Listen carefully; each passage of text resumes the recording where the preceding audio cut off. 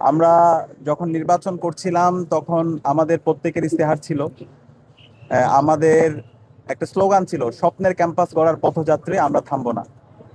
যেই স্বপ্ন নিয়ে আমরা বিশ্ববিদ্যালয়ে ভর্তি হই, প্রথম বর্ষ থেকে আমাদের স্বপ্ন থাকে একটা নিরাপদ ক্যাম্পাস, যেখানে স্বাস্থ্যের নিরাপত্তা থাকবে, যেখানে খাদ্যের নিরাপত্তা থাকবে, যেখানে আমাদের শিক্ষার্থীদের আবাসন সংকট দূর হবে এবং আমাদের বন্ধুদের জন্য একটা নিরাপদ ক্যাম্পাস হিসেবে আমরা গড়ে তুলতে পারবো।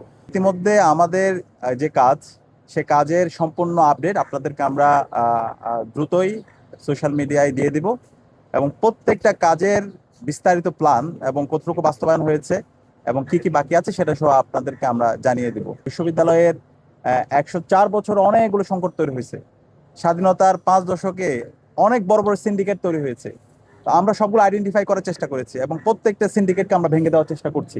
এক্ষেত্রে আমাদের ঢাকা বিশ্ববিদ্যালয়ের শিক্ষার্থীরা সর্বাত্মকভাবে আমাদেরকে সহযোগিতা করছে, আমাদেরকে পরামর্শ দিচ্ছে এবং অনেক আমাদের বন্ধুপ্রতিম যারা আছে তাদেরকে নিয়ে তারা আমাদেরকে নিয়ে সমালোচনা করছে এবং এই সমালোচনাগুলোকে আমরা সাদরে গ্রহণ করছি। আমরা এই ধরনের সমালোচনাগুলো আমরা আশা রাখছি আরো অব্যাহত থাকবে এবং এই সমালোচনার মাধ্যমেই আমাদের মানুষ হিসেবে যে ভুলগুলো হয়, সেই ভুলগুলো আমরা নিজেদেরকে শুধরে নিচ্ছি এবং আমরা আমাদের কাজের প্রতি অনেক বেশি আগ্রহ আমাদের তৈরি হচ্ছে।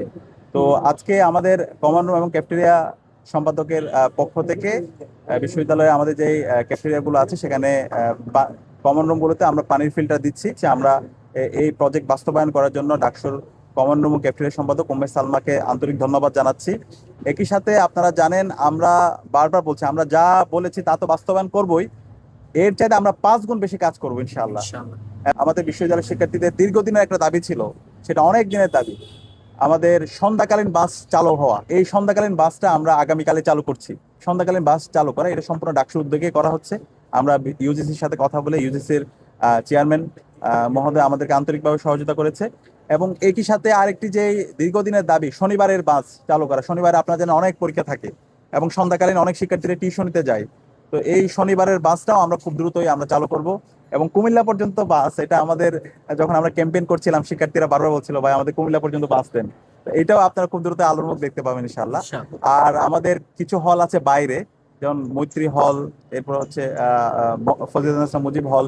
এই হলের শিক্ষার্থীদের এবং সুফিয়া কামাল হল, তাদের দীর্ঘদিনের হচ্ছে দাবি তাদের জন্য আলাদা বাস দেওয়া এবং তাদের জন্য হচ্ছে পর্যাপ্ত শাটলের ব্যবস্থা করা। তো আমরা চেষ্টা করেছি কিছু শাটলের ব্যবস্থা করার জন্য। আর এর পাশাপাশি আমরা ডাবল ডেকার খুব দ্রুত একটা বাস নিয়ে আসতেছি। আর আমাদের দীর্ঘদিনের দাবি, শিক্ষার্থীদের দাবি, ঢাকা বিশ্ববিদ্যালয় কেন্দ্রীয় মসজিদ, যেটা 1965 সালে নির্মাণ হওয়ার পরে আর কখনো সংস্কার হয় নাই। সবচেয়ে অবহেলিত অবস্থা ছিল আমাদের ঢাকা বিশ্ববিদ্যালয় কেন্দ্রীয় মসজিদটি। তো এই মসজিদ সংস্কার করার জন্য বিপ্লব পরবর্তী আমরা বিভিন্ন অংশীজনদের সাথে কথা বলেছি। আর এর বাইরে আপৎকালীন সময়ে মসজিদটা যেন আমরা ব্যবহার উপযোগী করতে পারি, সেজন্য আমরা কাজ করেছি। এটাও সম্পূর্ণ ডাকসুর উদ্যোগে হচ্ছে। এই মসজিদের আপনারা দেখতে পেয়েছেন ইতিমধ্যে 80% কাজ শেষ হয়েছে। মসজিদের ভিতরে এসি স্থাপন করা, এরপর হচ্ছে মসজিদের ওয়াশরুম, অজুখানা, আমাদের যারা বোনরা আছে নারীদের জন্য নামাজের যেই জায়গা খুবই কনজাস্টেড ছিল সেটাকে বড় করা এবং সেটাকে আধুনিকায়ন করা এবং মসজিদে আলোকসজ্জা করা। মসজিদে যত ধরনের সেবা দরকার সেই সকল সেবাগুলো আমরা নিশ্চিত করেছি। আগামী শুক্রবারে এই মসজিদের আশা করছি যে শতভাগ কাজ শেষ হবে এবং আমরা এই মসজিদের উদ্বোধন করতে পারবো।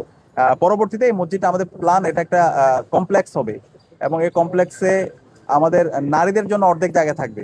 তো সেই জায়গা থেকে আমাদের যে নতুন মসজিদটা হবে সেই মসজিদে সবার জন্য বিশাল কমপ্লেক্স হবে, এটা একটা কালচারাল সেন্টার হবে।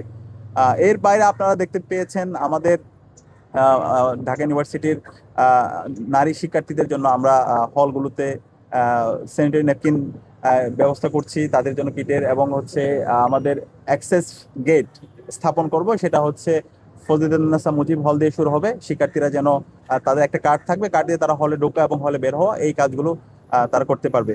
এবং শিক্ষার্থীদের দীর্ঘদিনের দাবি মাতৃত্বকালীন ছুটি, সেটাও খুব দ্রুতই চালু হবে।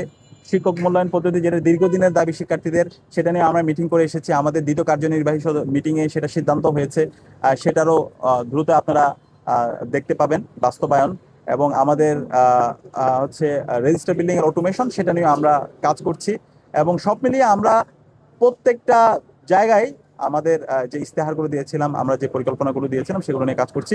ই লাইব্রেরি নিয়ে দীর্ঘদিন সংস্কার নিয়ে এটা নিয়ে আন্দোলন হচ্ছে, সেটা নিয়ে আজকেও আমরা মিটিং করে এসেছি। আমরা আশা করছি ই লাইব্রেরির সংস্কার কাজ খুব দ্রুতই শুরু হবে। আর এর বাইরে ঢাকা বিশ্ববিদ্যালয়ের যে একটা মাল্টিকালচারাল ইনস্টিটিউট, আমরা প্রতিনিয়ত বিভিন্ন ধরনের সেমিনার, সিম্পোজিয়াম এবং বিভিন্ন ধরনের ডায়ালগ, পলিসি ডিবেট সেগুলো আয়োজন করছি। এবং বিভিন্ন ধরনের সামাজিক স্বেচ্ছাসেবী যে সংগঠনগুলো আছে তাদের সাথে আমাদের রেগুলার আলাপ হচ্ছে। এবং বাংলাদেশের এই যত রাজনৈতিক দল আছে, ছাত্র সংগঠনগুলো আছে, সামনে যেহেতু নির্বাচন, আমরা খুব দ্রুতই এই গণভোটের পক্ষে আমাদের ক্যাম্পেইন শুরু হবে। এবং এই গণভোটে হাঁকে বিজয়ী করার জন্য আমাদের সবাইকে ঐক্যবদ্ধভাবে কাজ করতে হবে। এবং এই গণভোটের মাধ্যমে আগামীর বাংলাদেশের 50 বছরের রাজনীতি ঠিক হবে, রাষ্ট্র কাঠামোটা কেমন হবে। তো সেই কারণে এই গণভোটে হাঁকে বিজয় করার জন্য আমরা সারা দেশব্যাপী ক্যাম্পেইন করব। প্রত্যেকটা প্রতিষ্ঠানে প্রতিষ্ঠানে ক্যাম্পেইন করব, ঢাকা বিশ্ববিদ্যালয়ে আমরা ক্যাম্পেইন করব। আমাদের রাজনৈতিক দল যেগুলো আছে, জামাত, বিএনপি, এনসিপি সহ সবাইকে আমরা ডেকে তাদের প্রত্যাশা, তাদের স্বপ্ন, শিক্ষা নিয়ে তাদের ভাবনা কি, রাষ্ট্র কাঠামো নিয়ে তাদের ভাবনা কি, শিল্প সাহিত্য সংস্কৃতি নিয়ে তাদের ভাবনা কি, সেগুলো আমরা শুনবো এবং এটা আমরা সারা দেশব্যাপী ছড়িয়ে দেবো।